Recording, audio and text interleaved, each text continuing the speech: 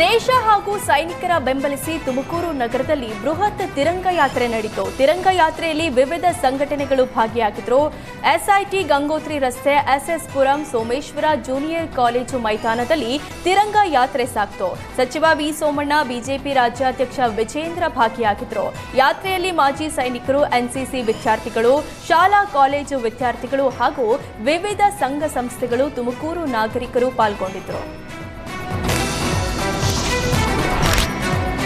ಚನ್ನರಾಯಪಟ್ಟಣ ತಾಲೂಕಿನ ಮಡಬ ಗ್ರಾಮದಲ್ಲಿ ಅರಣ್ಯ ಇಲಾಖೆ ಒತ್ತುವರಿ ತೆರವು ಕಾರ್ಯಾಚರಣೆ ನಡೆಯಿತು. ಮಡಬ ಗ್ರಾಮದ ಸರ್ವೆ ನಂಬರ್ 27ರಲ್ಲಿ ಸುಮಾರು 10 ರಿಂದ 15 ಕೋಟಿ ರೂಪಾಯಿ ಬೆಲೆ ಬಾಳುವ 26 ಎಕರೆ 33 ಗುಂಟೆ ಅರಣ್ಯ ಜಮೀನನ್ನ ಕೆಲವರು ಒತ್ತುವರಿ ಮಾಡಿ ಇಲ್ಲಿದ್ದ ಮರಗಳನ್ನು ಕಡಿದು ತೋಟ ಮಾಡುವ ದುಸ್ಸಾಹಸ ಮಾಡಿದ್ರು.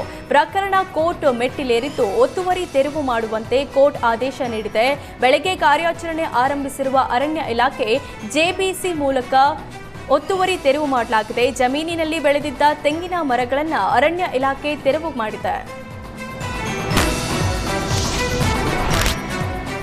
ಮನೆ ಮುಂದಿನ ನೀರಿನ ಟ್ಯಾಪ್ ಕೂಡ ಬಿಡದೆ ಕಳ್ಳರು ಕೈಚಳಕ ತೋರಿಸಿದ್ದಾರೆ. ಸಿಸಿಟಿವಿ ಕ್ಯಾಮೆರಾದಲ್ಲಿ ಟ್ಯಾಪ್ ಕಳವು ಮಾಡೋ ದೃಶ್ಯ ಸೆರೆಯಾಗಿದೆ. ಹನುಮಂತ ನಗರದಲ್ಲಿ ಕಳ್ಳರ ಹಾವಳಿ ಹೆಚ್ಚಾಗಿದೆ. ಮೊದಲು ಸ್ಕೂಟಿಯಲ್ಲಿ 3 ಬರ್ತಾರೆ. ಅದರಲ್ಲಿ ಒಬ್ಬ ಆರಾಮಾಗಿ ಗೇಟ್ ತೆಗೆದು ಒಳ ಹೋಗಿ ಟ್ಯಾಪ್ ಕದ್ದು ಬರ್ತಾನೆ. ಮನೆ ಮಾಲೀಕರು ಬರೋದ್ರೊಳಗೆ ಕದ್ದು ಬೈಕ್ ಏರಿ ಪರಾರಿಯಾಗ್ತಾರೆ. ಸದ್ಯ ಕಳ್ಳರ ಹಾವಳಿಗೆ ಕಡಿವಾಣ ಹಾಕಲು ಸ್ಥಳೀಯರು ಆಗ್ರಹಿಸಿದ್ದಾರೆ. ಚಾಲಕನ ನಿಯಂತ್ರಣ ತಪ್ಪಿ ಮಿನಿ ಬಸ್ ಪಲ್ಟಿಯಾಗಿದೆ. ಉಡುಪಿಯಿಂದ ಶೃಂಗೇರಿಗೆ ಈ ಮಿನಿ ಬಸ್ ಹೋಗ್ತಿತ್ತು. ಈ ವೇಳೆ ಚಿಕ್ಕಮಗಳೂರು ಜಿಲ್ಲೆಯ ಶೃಂಗೇರಿಯ ಕೆರೆಕಟ್ಟೆ ಸಮೀಪ ಅಪಘಾತ ಸಂಭವಿಸಿದೆ. ಮಿನಿ ಬಸ್ನಲ್ಲಿದ್ದ 8 ಪ್ರಯಾಣಿಕರಿಗೆ ಗಾಯ ಆಗಿದ್ದು ಶೃಂಗೇರಿಯ ಖಾಸಗಿ ಆಸ್ಪತ್ರೆಯಲ್ಲಿ ಚಿಕಿತ್ಸೆ ನೀಡಲಾಗುತ್ತಿದೆ. ಶೃಂಗೇರಿ ಪೊಲೀಸ್ ಠಾಣೆಯಲ್ಲಿ ಈ ಬಗ್ಗೆ ದೂರು ದಾಖಲಾಗಿದೆ.